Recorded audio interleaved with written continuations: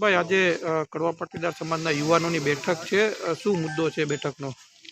જે રીતે નકલી ટોલ નાકું પકડાણું આખા ગુજરાતમાં આ વાત જાણીતી છે અને એ ટોલ નાકાની એફઆઈઆરની અંદર જે રીતે જયરામભાઈ વાસજાડિયા ઉમિયા મંદિર સિત્સરના પ્રમુખના દીકરાનું નામ આવેલું છે, એવા સમયે સમાજની શાખને બચાવવા માટે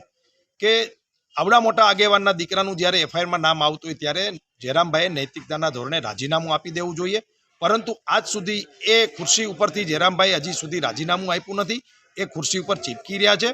એટલા માટે આ યુવાનો સૌરાષ્ટ્રભરના રાજકોટમાં ભેગા થવાના છે અને આગામી દિવસોમાં જો જયરામભાઈ રાજીનામું ન આપે તો કેવા કાર્યક્રમો, કઈ વાતને લઈને સમાજ વચ્ચે જવાનું અને રેલી, ધરણા, પ્રદર્શનો અને સભાઓ અને મિટિંગનું આયોજન કરવા માટે આજે સૌરાષ્ટ્રના તમામ જિલ્લામાંથી અમારા પ્રતિનિધિઓ અહીંયા એકત્રિત થઈ રહ્યા છે અને આગામી રણનીતિ બનાવવાના છીએ। જે કૌભાંડની અંદર નામ સામે આવ્યું છે તેનાથી ચોક્કસપણે રાજીનામું માગવું યોગ્ય વાત છે, પરંતુ આનાથી એક એવી પણ વાત આવી રહી છે કે સમાજમાં કોઈ જૂથવાદ ફેલાઈ શકે આને લઈને? જો બે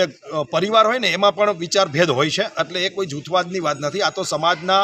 ભવિષ્યના નિર્માણની વાત છે। જે રીતે સરદાર પટેલ દેશના ગૃહમંત્રી હોય અને નાયબ વડાપ્રધાન હોય ત્યારે એમના દીકરા ડાયલાલને એમ કહે કે હું જ્યાં સુધી સત્તામાં છું ત્યાં સુધી તારે દિલ્હીમાં ન આવું, આ વારસાને પાટીદાર સમાજમાં જળવાઈ રહીએ કે કોઈ પણ સમાજનો આગેવાન હોય એમના પરિવારમાંથી આ પ્રકારની જો કોઈ ભૂલ કરે તો નૈતિકતાના ધોરણે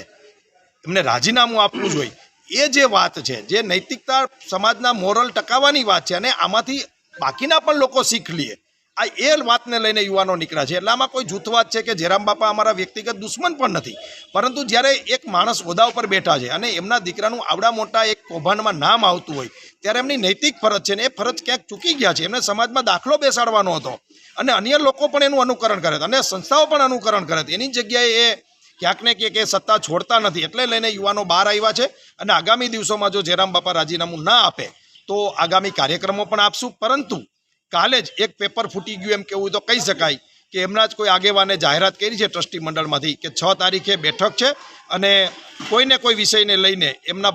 વિષયને લઈને રાજીનામું આપવાની વાત ચાલી રહી છે। એટલે આજની આ બેઠક છે એ પૂર્ણ થયા પછી આગામી દિવસોમાં શું થઈ રહ્યું છે એ મીડિયાના માધ્યમથી અમે તમને જણાવશું।